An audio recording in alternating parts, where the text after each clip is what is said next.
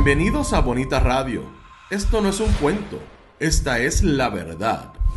En breves segundos la periodista Carmen Enita Acevedo estará con ustedes. Bonita Radio está disponible en Facebook, Instagram, X, Spotify, YouTube, iVoox y iTunes. Agradecemos a nuestros auspiciadores. Cooperativa Seno Gandía, solidez y futuro. Vega Coop, de tu lado siempre. Nuestras transmisiones son viables también gracias al apoyo de ustedes. Pueden enviar sus donativos accediendo a bonitaradio.net. Allí podrán realizar su aportación a través de PayPal o tarjetas de crédito. También pueden acceder a ATH Móvil Negocios y realizar un donativo a Bonita Radio o a Periodismo 21. O pueden enviar un cheque o giro postal a PMB número 284, P.O. Box 194000, San Juan, Puerto Rico 00919-4000. Bonita Radio, esto no es un cuento, esta es la verdad. Con ustedes, la periodista Carmen Enita Acevedo, en directo desde el estudio Roberto el Indio Acevedo.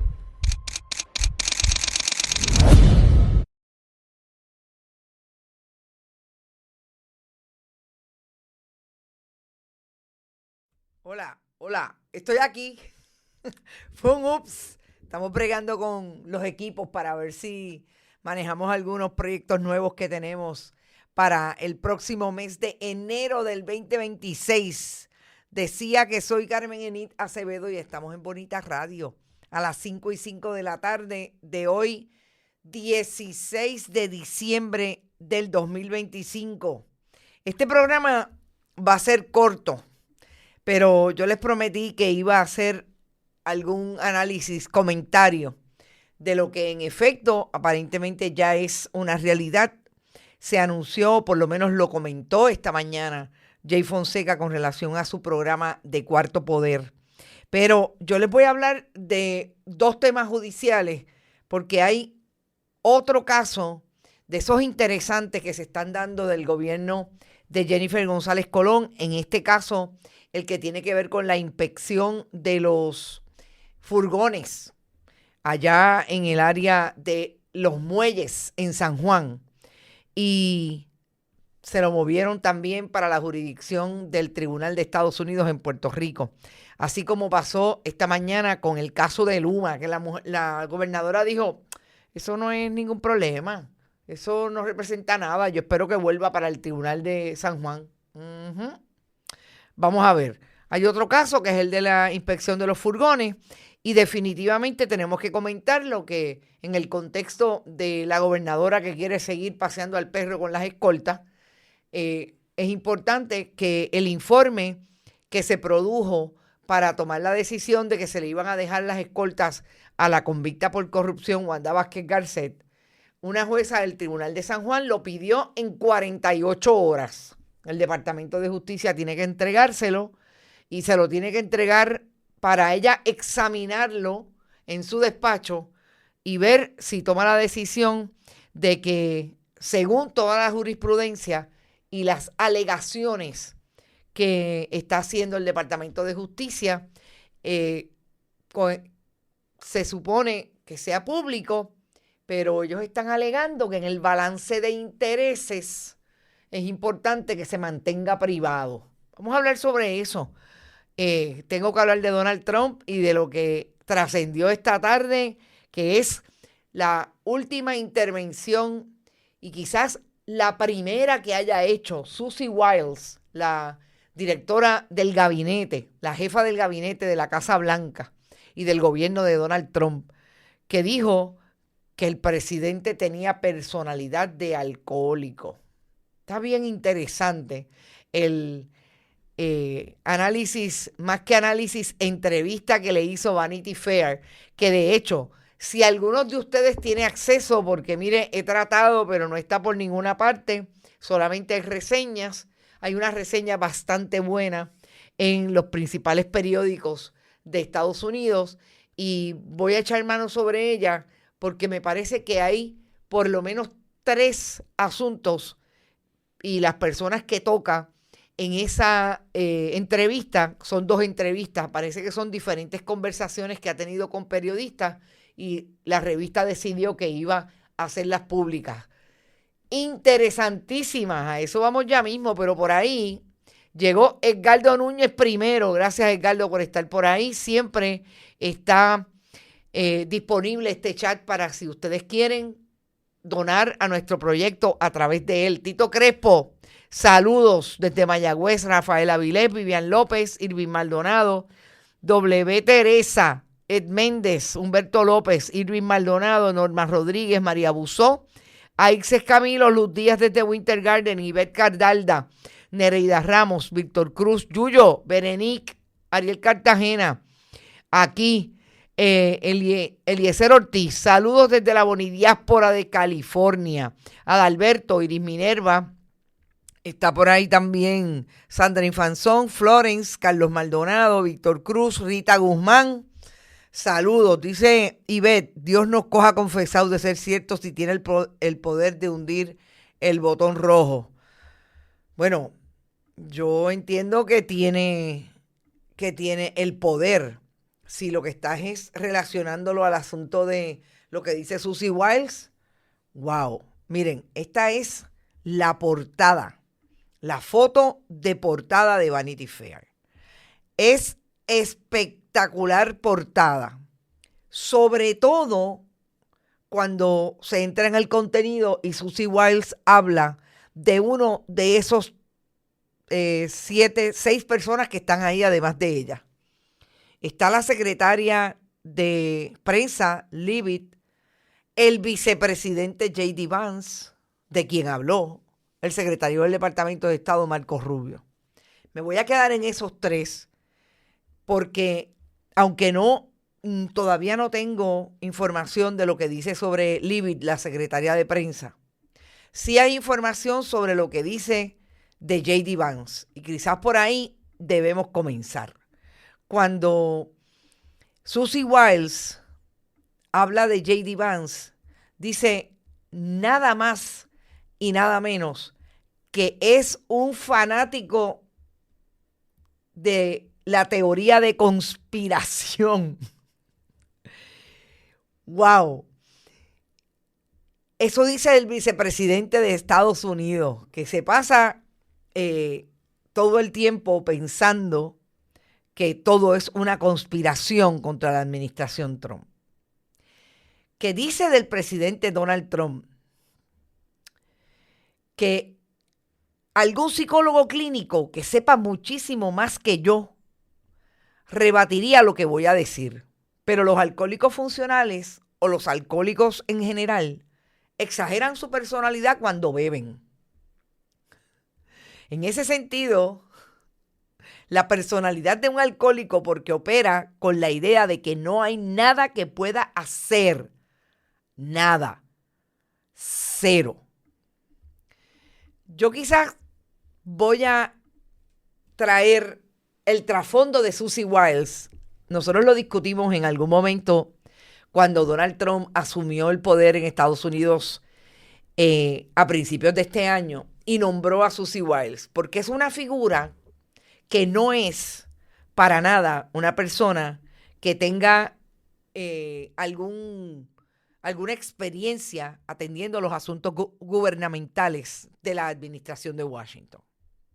Es una cabildera oficial de empresas estadounidenses, siempre a favor de las posturas del Partido Republicano. Es la hija de una figura importante del mundo del fútbol, Pat Summerall. Es una persona que siempre ha estado del lado de los republicanos, dije Summerall, perdón, es Summerall, de los republicanos políticos, siempre desde el punto de vista de hacer las campañas. Y en ese sentido se unió a la campaña de Donald Trump en el 2016.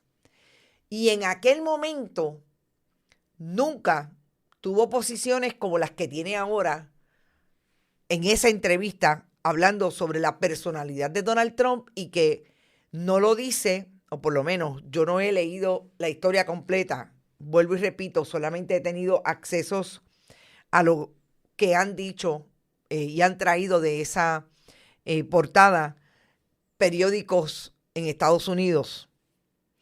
Pero dijo lo que dijo hoy con relación a la personalidad alcohólica de Donald Trump, para nada lo habría dicho en el 2016, todo lo contrario.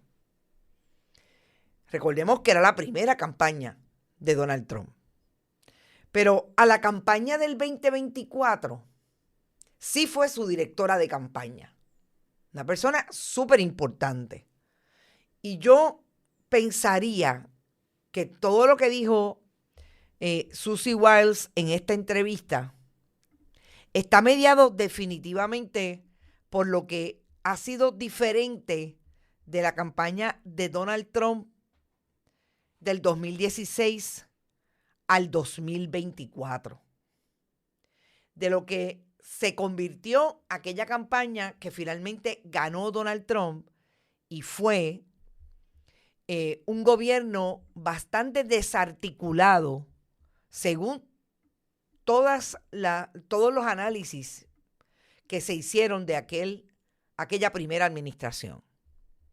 ¿Y por qué? Yo pienso que hay una diferencia fundamental, porque lo que hizo Susie Wiles, todo lo que he leído de Susie Wiles, fue precisamente distanciarse de la imagen pública y de la opinión pública, porque ella era una persona de la campaña. Lo que pasa es que es totalmente diferente cuando usted viene a hacer un trabajo como directora o jefa del gabinete del presidente. Estamos hablando de la persona más importante que maneja todo lo que tiene que ver con los nombramientos del presidente y después el trabajo que tienen que hacer de acuerdo al proyecto que haya. Y fíjense que está hablando de la personalidad del presidente hacia abajo, porque habla también de J.D. Vance.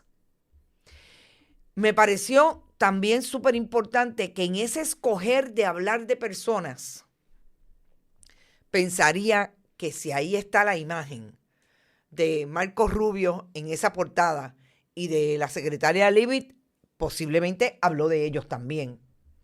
Pero fíjense que habla de las figuras más importantes. Y una de las figuras que sí me llamó la atención que hablara por lo importante para esta administración es precisamente de Russell Bott, que es el jefe de la oficina de presupuesto del gobierno de la administración Trump. Cuando habla de Bott, lo ubica precisamente como el trumpista más fanático, conservador, pero lo llama un fanático absoluto de derecha. Hablar de quien en efecto fue uno de los ideólogos del Proyecto 2025, que sabemos que ese fue ese gran plan que se elaboró precisamente para que fuera lo que hiciera el presidente cuando llegara a la Casa Blanca.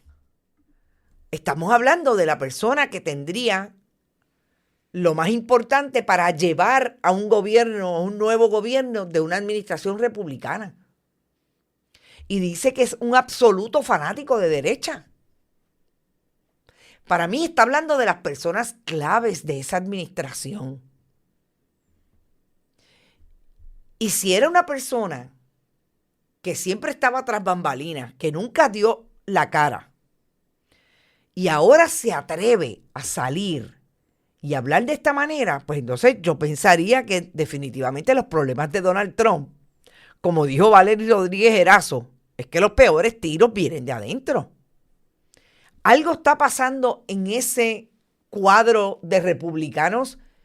Gente, esto es los más cercanos a Donald Trump, hablando de él, del vicepresidente, del que le hizo el plan que iba a ser el proyecto de gobierno cuando llegaran, el proyecto 2025.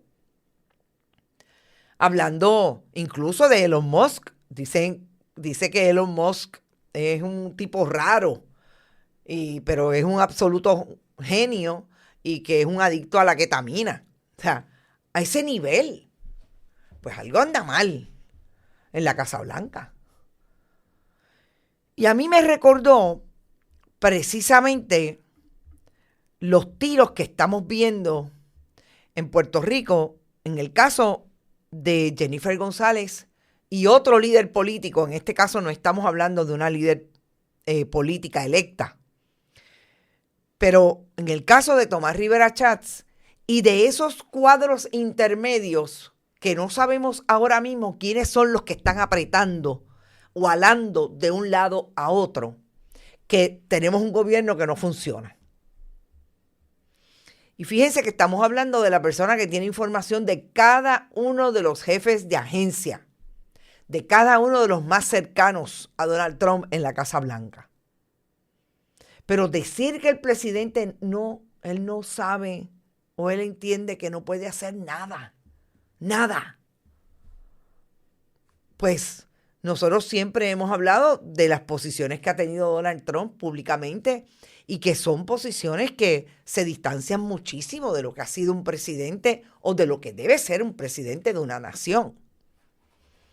Y que Susie Wiles esté hablando sobre eso de esta manera. ¡Wow, gente! ¡Wow! Realmente yo creo que nos va a sorprender este fin de año.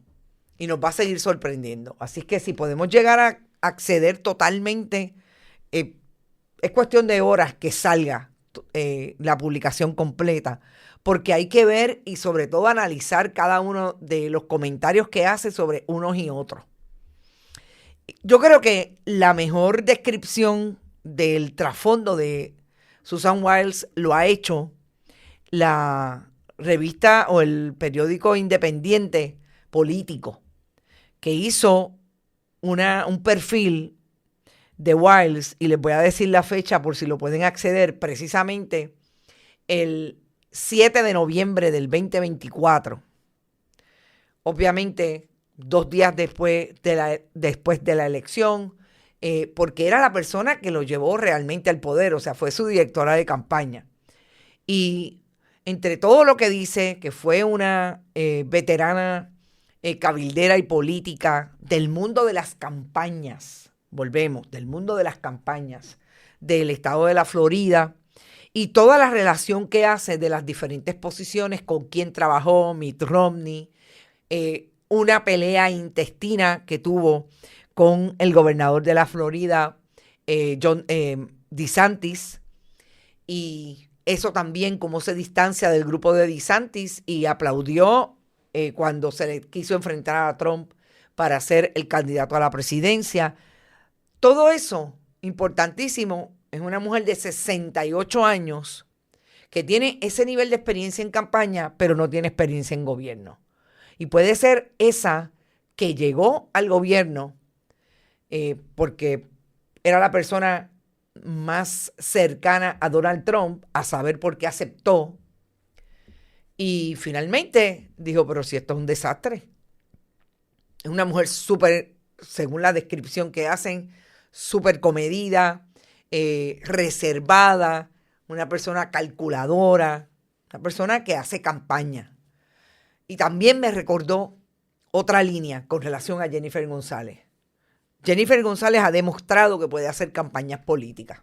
Ha demostrado que no puede ser gobernadora. Claro, Susan Wiles no es presidenta de Estados Unidos, pero es la persona que se supone que tenga súper organizado el esfuerzo sobre todo del gabinete que le va a responder al presidente y le tiene que responder a la nación. El único problema de esto es que en medio de esta crisis también sabemos que igual que aquí Jennifer González tiene serios problemas con los nombramientos. Así ha sido el problema de Donald Trump. Con relación a Pam Bondi, dice que ha sido lo peor que ha habido en el manejo del asunto de los archivos de Epstein, y que lo que hizo, que me parece también que aunque lo supiéramos, porque el periodismo así lo ha reportado, que Susan Wiles diga que fue la que le filtró los documentos de esos archivos a los periodistas o los influencers de la derecha, para no decir nada, porque ahí no había nada con relación a los demócratas, pero sí había mucho con relación a los republicanos, sobre todo al presidente Donald Trump. Bien interesante. Pero vamos a Puerto Rico. En Puerto Rico, esta tarde nos enteramos, y aquí está la decisión de la jueza de Jesús Machargo del Tribunal de Carolina, que la jueza decidió que le tienen que entregar el informe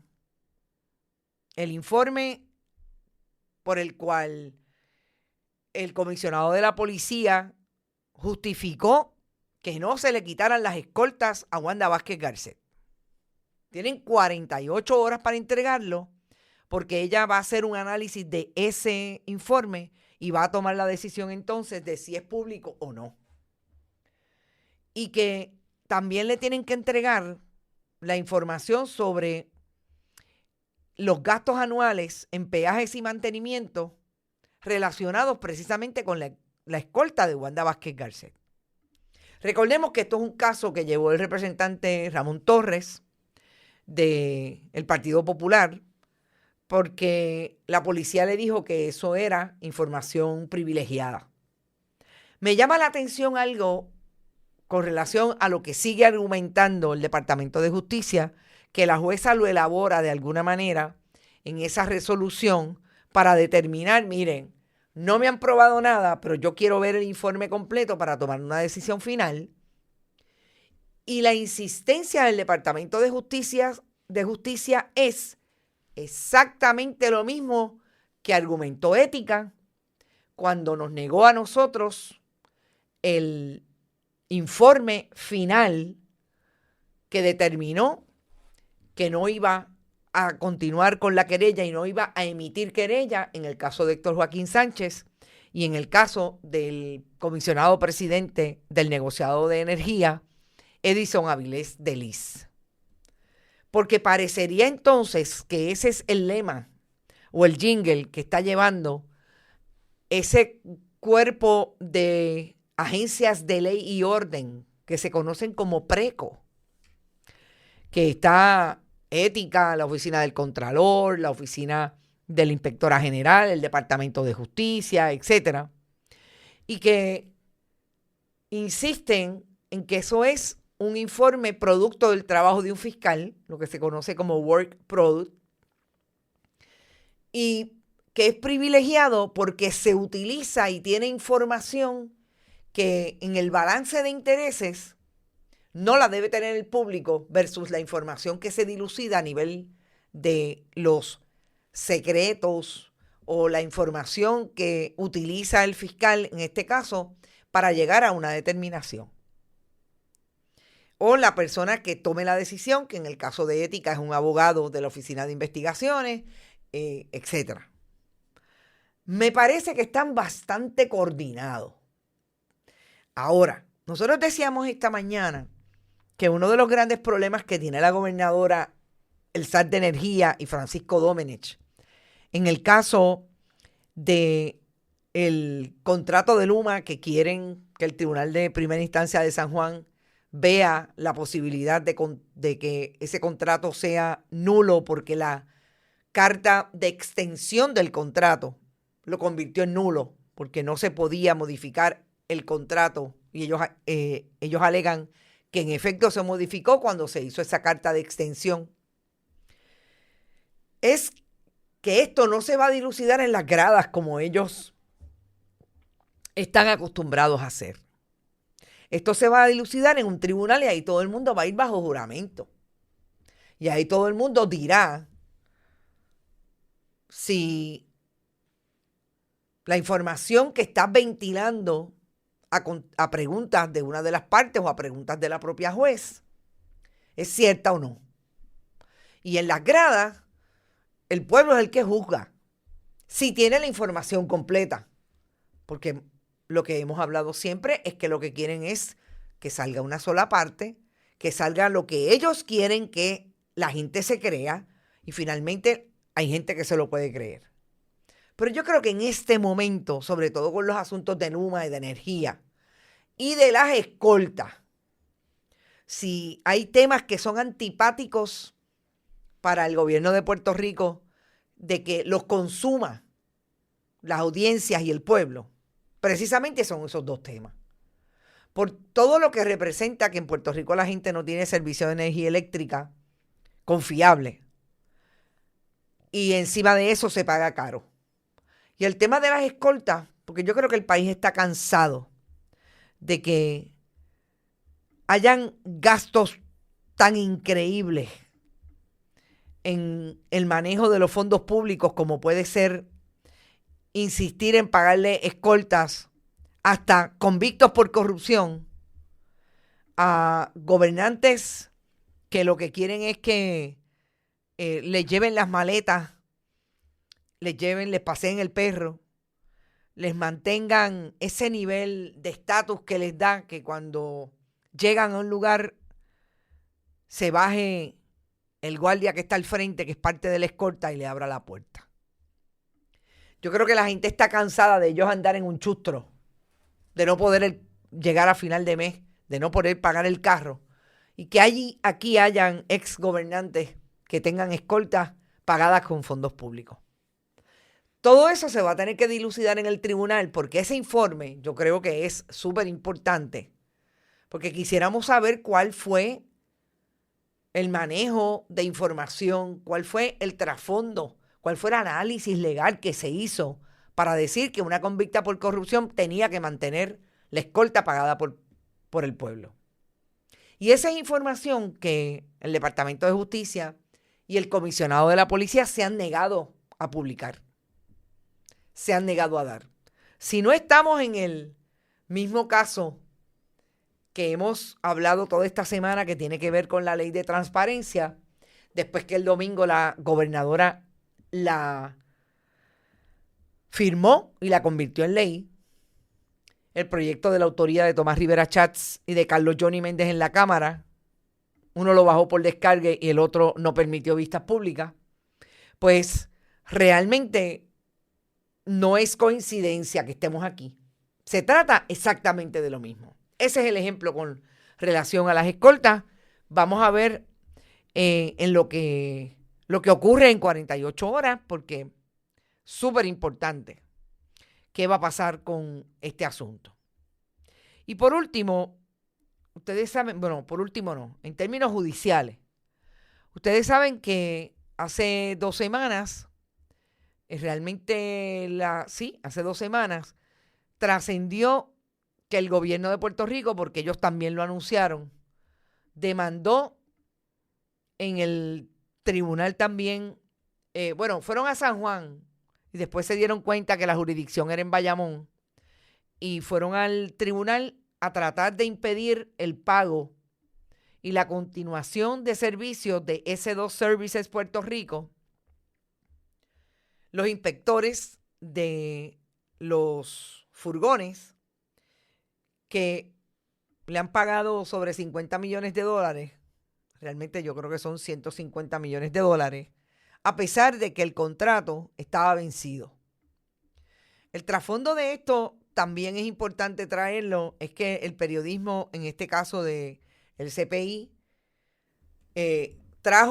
traía la información en una investigación que estaban corriendo y la gobernadora le madrugó la investigación porque nunca le contestó el reclamo de información pública, y cuando ellos iban a salir, la gobernadora le canceló el contrato a S2 Services. Ahí la importancia de que este caso haya llegado al tribunal es exactamente la misma en el caso de las escoltas y en el caso del contrato de Luma. De que allí en el tribunal hay descubrimiento de prueba, como dice mi amiga internauta Ivette Grajales. Allí sí que todo se va a saber si los abogados, y créanme, yo estoy segura que van a hacer su trabajo sobre todo de la parte que está siendo demandada, para que todo se descubra. En el caso del contrato de Luma, las inconsistencias o las mentiras de Francisco Domenech y el zar de energía, Josué Colón, con relación a la carta de extensión y lo que había avalado el director ejecutivo entonces en el 2022 sobre esa carta de extensión, el zar de energía hoy, Josué Colón. En el caso de las escoltas, lo que nos han negado siempre, que es decirnos por qué tomaron la decisión, sobre la base de qué tomaron la decisión de dejarle las escoltas a Wanda Vázquez. Y en el caso de S2 Services, yo les diría que es la trampa de la trampa en que cayó el propio gobierno. Por quererle madrugar y quererle decir al país que ellos hacen las cosas porque quieren al pueblo de Puerto Rico, porque quieren evitar el gasto y el derroche de fondos públicos, porque quieren dejar de pagarle a amigos del alma del Partido Nuevo Progresista. Demandaron a S2 Services. Primero se fue para el Tribunal de Bayamón y ahora se fue para el Tribunal Federal, porque igualito que hizo Luma, los abogados de S2 Services, que no me queda claro porque hay una renuncia, tengo que ver si la renuncia es solamente del abogado que compareció, pero no del bufete, porque es un bufete que incluye a la licenciada Lauraceli Roque Arroyo, porque no hay otra comparecencia en el caso y hay una determinación del pasado, de ayer mismo, en términos de la asignación del juez, etcétera. O sea, ya se removió y ya se le asignó a un juez, nada más y nada menos que al juez presidente de ese tribunal, Raúl Arias Marzuach. Me parece importante que sea Raúl Arias Marzuach, porque este es un abogado corporativo. Este juez, antes de llegar a ser juez, era un abogado de uno de los bufetes de Atorrey. Debe saber algo en materia de eso, de relaciones contractuales y cuándo empiezan y terminan los términos y si se le violentó alguna cláusula contractual de parte del gobierno al querer detener. Recordemos que aquí también, como en el caso de Luma, hay una petición de interdicto. Hay una petición de, mire, detenga los pagos. Dígame que por lo menos de emergencia no voy a seguir pagando fondos públicos para un contrato que yo entiendo, dice el gobierno, que es ilegal. No lo dijo nunca Jennifer González cuando era comisionada residente. Sabía porque su director de campaña, Francisco Domenech, está bien cerca de la gente que fueron los cabilderos que llevaron al gobierno de Puerto Rico a darle el contrato a Raspicán primero y S2 Services cuando se convirtió en esa corporación. Se va a dilucidar frente al juez Raúl Arias Marzuach, que ya asignó una vista para el próximo 29 de diciembre. Estos jueces no les importa, no, si nosotros trabajamos todos los días, hasta el 30 también trabajan. 29 de diciembre a las 9 de la mañana vamos a vernos para dilucidar ante el juez el injunction preliminar, el interdicto preliminar. Así que, gente, yo creo que más tarde o más temprano nosotros vamos a empezar a tener información de esos casos a nivel judicial, porque hasta el momento la vara de Tomás Rivera Chats, de Carlos Johnny Méndez y de Jennifer González Colón no llega a escondernos las resoluciones judiciales que haya en estos casos. Los que hemos cubierto muchos años los tribunales, tenemos acceso al sistema y buscamos de cuando en vez para ver cómo están los asuntos. Se celebran vistas que se puede ir al tribunal y finalmente Los abogados casi siempre quieren, sobre todo cuando ganan, que se sepa qué ha pasado con esos casos. Los 3 casos son súper importantes. Y fíjense que estamos hablando todos de fondos públicos. El caso para mí más importante en términos de las figuras, definitivamente el del contrato de Luma y el de S2, porque ahí está el que compró Politank, por un lado, Globalize, o que tuvo intereses con Francisco Domenech porque sus clientes, hay algunos que están con Politank, pero sobre todo porque Politank está allí en el edificio donde está Globalize. Y allí está Kenneth McClintock y está Manuel Torres, el que era secretario del Senado. Y ese S2 Services va a tener un tufo importante, en este caso, con relación a esos personajes. Ya les doy ese contexto porque yo creo que había que ponerlo público, había que traer la información para que ustedes sigan tejiendo, pero sobre todo, ponlo en la nevera. Tejiendo sobre la base de información veraz. Y vamos a terminar con mi comentario sobre lo que ya anunció Jay, que tiene que ver con, en efecto, una decisión que se ha tomado de dejar fuera el programa Cuarto Poder y que ya también tomó la decisión, aparentemente él y su grupo de trabajo, que aun cuando él va a tener intervenciones en lo que se conoce como los datos son los datos, y otras intervenciones en el noticiero de Guapa,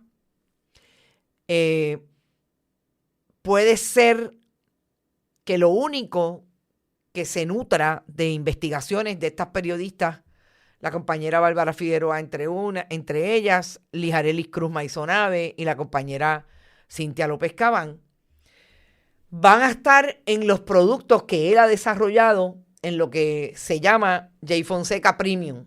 Es un canal de YouTube que cuando es premium es por membresía y ahí se van a reproducir los contenidos investigativos que se puedan reproducir de ese grupo de trabajo y ya pues obviamente no sé cómo se va a organizar, no entro en detalles, pero hasta ahí llegó en términos de la información.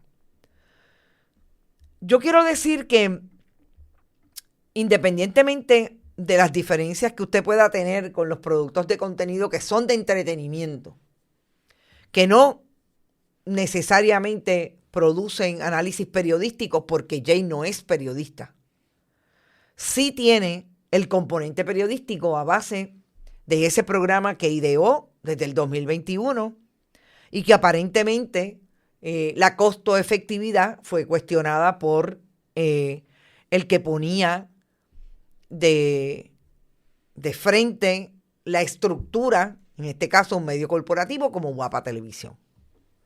Es una pérdida, independientemente de lo que usted pueda diferir o no de la figura que ha creado ese conglomerado de información. Es una pérdida porque volvemos, las colegas hacían periodismo, traían informaciones que las verificaban, que las compartían definitivamente con el que dirige el proyecto, que es Jay, y había discusión desde el contenido periodístico, que fue de alguna manera lo que hizo Jay cuando inició el proyecto de los rayos X en Telemundo. Y no cabe duda que aquí lo que se configuró alrededor del programa fue precisamente el odio visceral que tiene la administración a todo lo que produzca Jay Fonseca. Porque Jay no solamente es un crítico desde su análisis y su producto de lo que ocurre en el gobierno de Puerto Rico, en muchísimos otros temas, y sobre muchísimos temas diferimos, pero totalmente. Diferimos, pero por decirlo de alguna manera, totalmente. Pero tengo que decir que cuando se hace investigación periodística y se trae, el callo que se pisa es bien duro. Y es posible que a nosotros los que estamos en el periodismo independiente nos traten de aplastar de otra manera. Pero yo les he dicho a ustedes que nosotros hemos tenido aquí contratistas del gobierno de Puerto Rico que están vinculados a figuras de los medios tradicionales, que le han cargado las maletas al PNP toda la vida y por ende viven de la chequera del Partido Nuevo Progresista cuando está en el poder, que sencillamente no solamente hablan mal de Bonita Radio, hacen todo lo posible porque nosotros no tengamos auspiciadores. Eso es conmigo, que tengo una estructura bien clara y que a nivel personal y de principios estoy bien clara de lo que yo estoy dispuesta a hacer para ganar dinero. Imagínense lo que pueden hacer con estructuras que están solamente diseñadas para ganar dinero. Y eso es precisamente lo que han hecho con Jay. Todo aquello que venden otros programas que tienen la capacidad de recibir dinero público, y no tengo que mencionarlos aquí, ustedes saben quiénes son, que tienen contratos con el gobierno de Puerto Rico, que sientan a la gobernadora para decir tontería, para cargarle las maletas, para hacerle las preguntas y vaciar los talking points que le envían de la fortaleza, de la estrategia del Partido Nuevo Progresista en el gobierno, que lo hacen igualmente con Tomás Rivera Chats, con Carlos Johnny Méndez y con el liderato del Partido Nuevo Progresista. Todo eso que se hacía le molesta y que se hace, le molesta cuando hay un producto que es de investigación periodística y que tiene y hace mella, porque está dando la información a base de lo que encontró, de la credibilidad, de la veracidad. Reírse de lo que le pueda pasar a Jay es como reírse de lo que le pueda pasar a una persona que está en su peor momento de salud. Y yo lamento muchísimo que haya gente en Puerto Rico que tengan micrófonos de frente que se atrevan a hacer una barbaridad como esa. Ni se lo hago a enemigos declarados, incluida esa persona que les digo y que ojalá me esté oyendo porque ya sabe de quién yo estoy hablando, ya sabe quién es. El otro día me la encontré y gracias a Dios le parece que le dio un poco de vergüenza y se fue antes de la película del cine. Terminó y no dejó que encendieran las luces porque yo estaba detrás de ella. Ese tipo de personas existe y hacen eso, pero reírse a estas alturas o pensar y verbalizar que lo que pasa es que pues se comportó de esta manera con fulano y sutano y ahora le van a dar los chavos a sutano. O sea, reírse de lo que va a ser un taller menos de trabajo para periodistas, yo a ustedes lo cogería bien con calma. Porque la ley del boomerang y la ley del karma, gente de ejemplo, estamos choretos. Y me parece que si podemos diferir, pues claro que sí que vamos a diferir. Pero no pensar que el periodismo debe acabarse. Pensar que porque están queriendo establecer que hay que rehabilitar a los brothers del chat, que eso les vende porque les vende con el PNP, tengan mucho cuidado con venderle el alma al diablo. Porque es lo peor que pueden hacer. Y yo creo que lo más importante, y yo le deseo suerte, así mismo se lo dije a él y a las personas que están en su proyecto, que podrán seguir empujando para que seamos menos. Pero como dijo el profesor Eliseo Colón, cuando más difícil se le ha puesto al periodismo, desde la ley de la mordaza y a la oposición, cuando más difícil se nos ha puesto, sobre todo al periodismo, el trabajo y las herramientas para hacer nuestro trabajo con más fuerza hemos salido a hacer un trabajo por este país.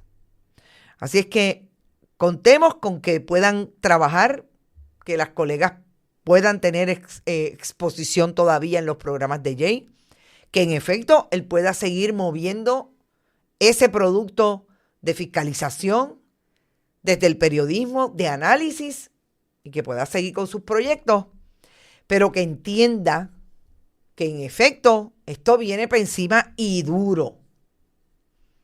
Y ya empezaron por él. Tampoco se rían aquellos que todavía hacen periodismo, porque también hacen periodismo de investigación. Y primero van por unos y después van por otros. Porque aquí hay suficiente gente que se vende.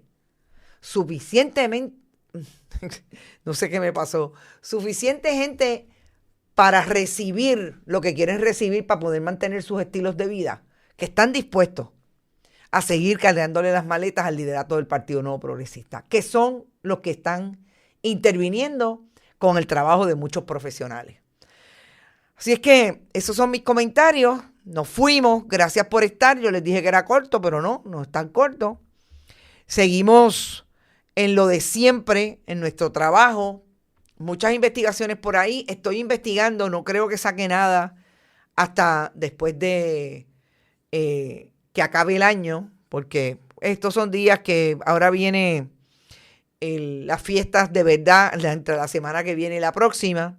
Pero vamos a estar aquí, solamente nos vamos del 24 al 26, regresamos el 29 y después nos vamos del 30 al 1 y el 2 empezamos, pero como un bólido. Así es que no se olviden, estamos por aquí. Siempre pueden donar a través de PayPal y tarjetas de crédito en bonitasradio.net, en fundacionperiodismo21.com. También lo pueden hacer en Bonitas Radio ATH Móvil, Periodismo 21 ATH Móvil, y siempre con cheques y giros postales a la dirección que Rodrigo le da al inicio y al final de este programa, que los cheques deben ser a nombre de Onda Virtual o de Periodismo 21. Éxito, pásenla súper bien y nos vemos mañana a las 8 en otro Noticias con Café. Que descansen. Bienvenidos a Bonita Radio. Esto no es un cuento, esta es la verdad.